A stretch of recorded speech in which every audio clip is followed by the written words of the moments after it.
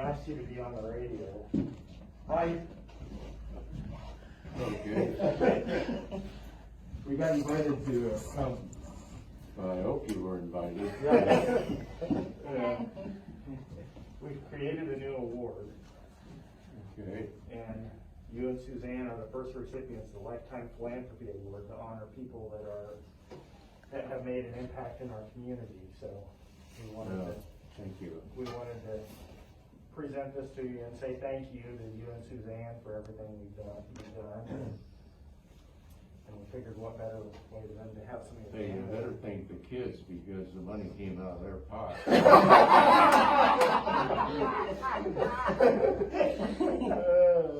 So anyway, we wanted to present this to you, and we'll talk about it on the radio. And Okay, we'll talk about it then. We'll talk about it on the radio too. But we wanted to give you a heads up, and we had these two hiding in other parts of the office. So, And then Dick, we're gonna do one of those trees that have the stump on the base and has all the different leaves and stuff.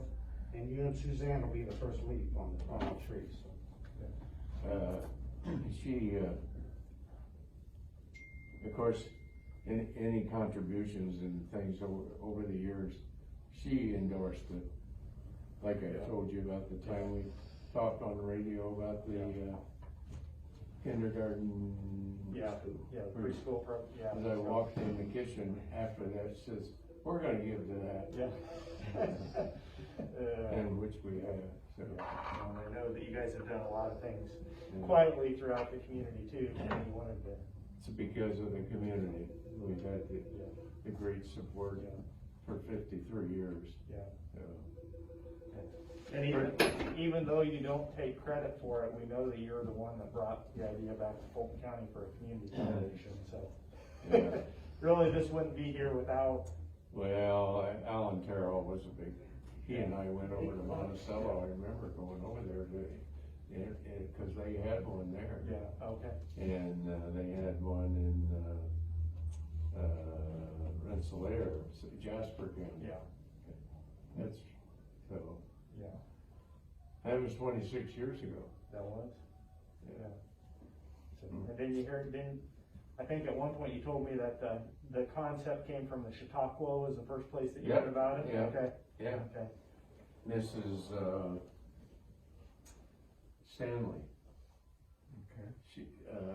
She was active in Rensselaer, and she asked me about foundation here.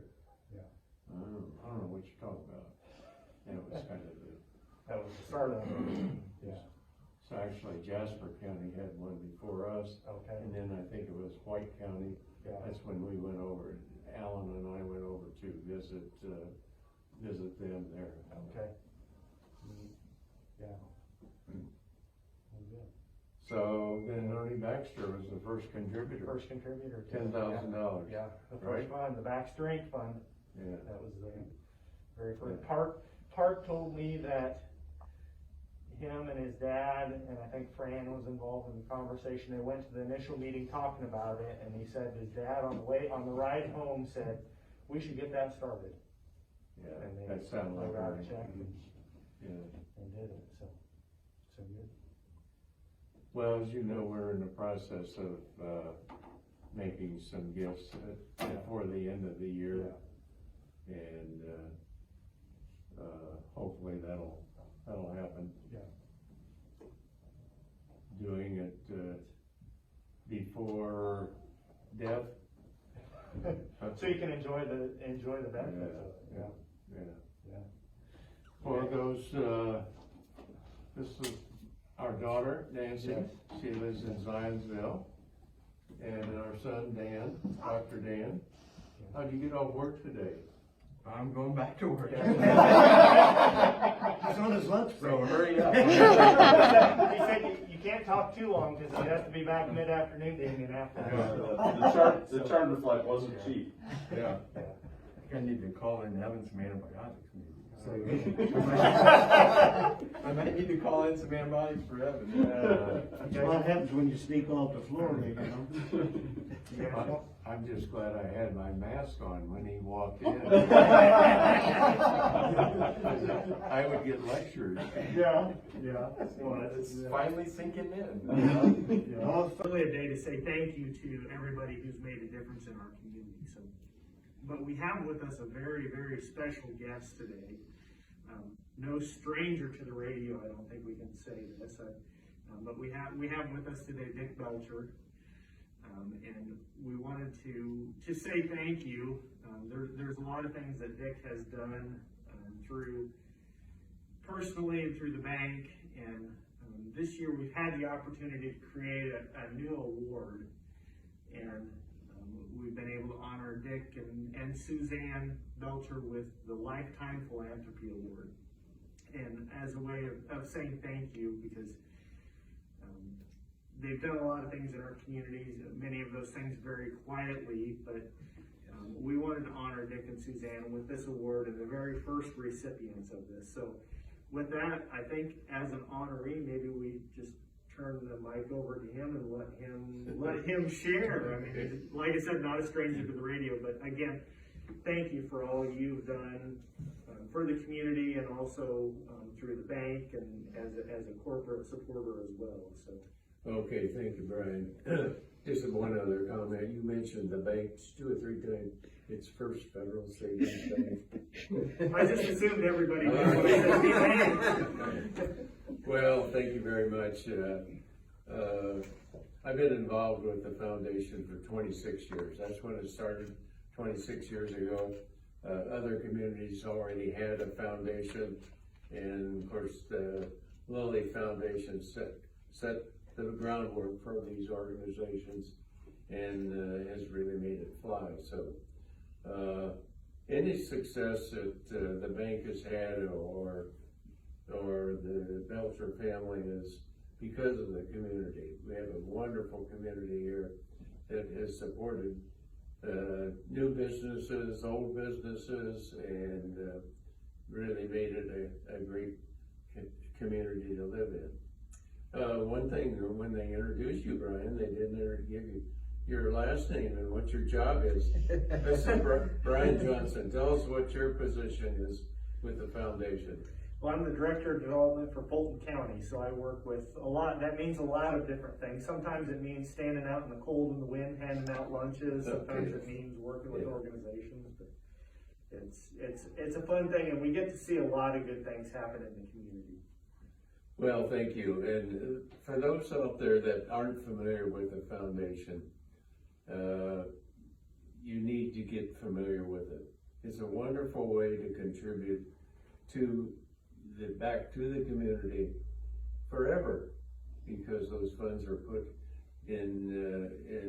invested properly. And tell us, Brian, how much approximately that the Fulton County Foundation has now in assets? Well, right now we have about 19.5 million, probably soon approaching 20 million in assets, just that benefit just Fulton County causes. Okay, and that's from one of the smaller counties in Indiana, about 19,000 population, I think. And we've always talked about how the community of Fulton County is a giving community, whatever it might be. People rally around, and whether it's for the Times Theater or for kindergarten programs or scholarship. You were talking about the scholarship numbers.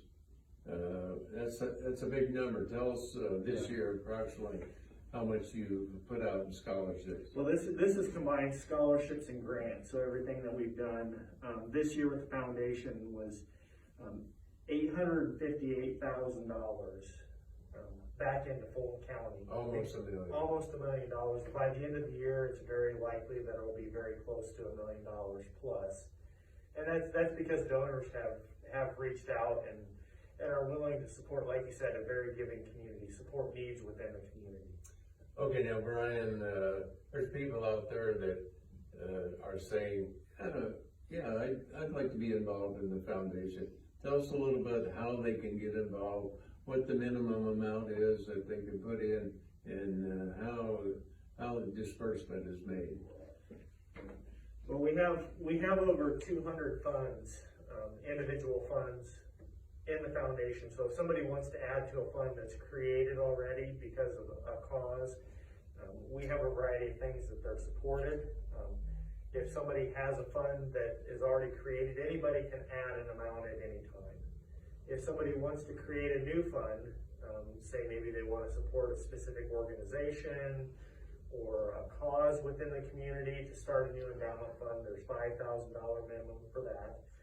For scholarships, that minimum is $10,000 to create a new scholarship. But like I said, there's really the goal of the foundation is to be here to support the community as a whole by the community. So it's set up to be able to help people that want to make a difference but are not independently wealthy to say, hey, I can add mine to others and benefit the community as a whole through that. So it's a really neat tool for folks that may want to give but may not have as much capacity or may have more capacity. Okay, we have donor advised funds, so that the donor has input as to where the dividends and the earnings go. Yeah, and in that case, donors can make suggestions about where in the community those grants are made and support some of those needs. Sometimes they have favored organizations, or sometimes there's needs that arise, maybe a one-time need comes up, and those donors can direct those funds to help support those projects. We have a lot of things in our community that have been supported through those donor advised funds. I'll give some examples. Our family has an account here for our granddaughter that died at age 3. We set up an account, and that the proceeds from that we primarily use for children's funds, children's things that are going on. We also have a foundation account for the library, the public library, for support of the children's library. And we have a foundation for the Belcher family. And so we're not preaching to the choir, we know what's going on. Yeah. So. Yeah. What else would you like to tell us, Brian? Well, we've had a lot of, this year, I think my word for the year has been interesting. We've done a lot of interesting things. We've had a lot of interesting things, and it's been very encouraging to see how our community as a whole has rallied around and really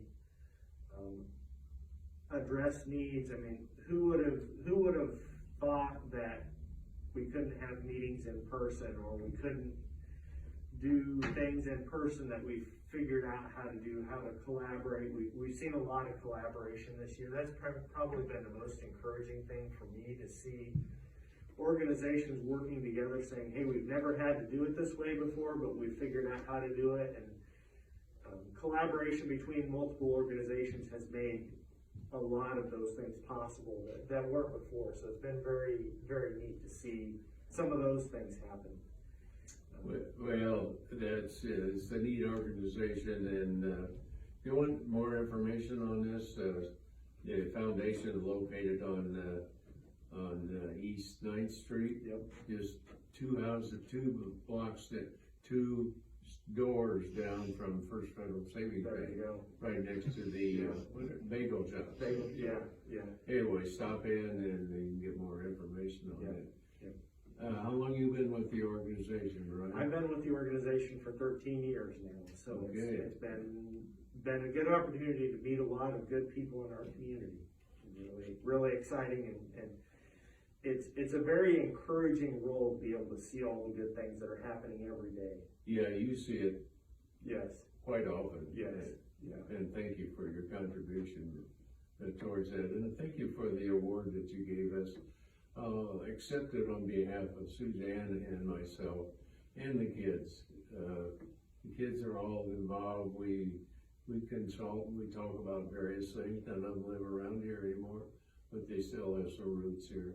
And hopefully our contribution over the years will make a difference. Yeah. Well, and we wanted to say thank you for all you've done for the community. You and Suzanne have been so important. I mean, not just from personal level, but also from the corporate level, and just not only financial, but being community supporters. That's been a huge endorsement for the community. Yeah, and thinking back, I need to give credit to Don Grunlier, who was our CFO at the bank for years.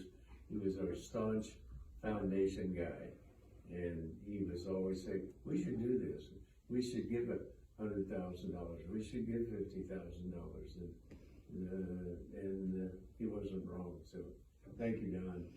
And thank you, Brian, again, and your group, the whole foundation, for your contribution that you make. You make things happen, and that's what happens.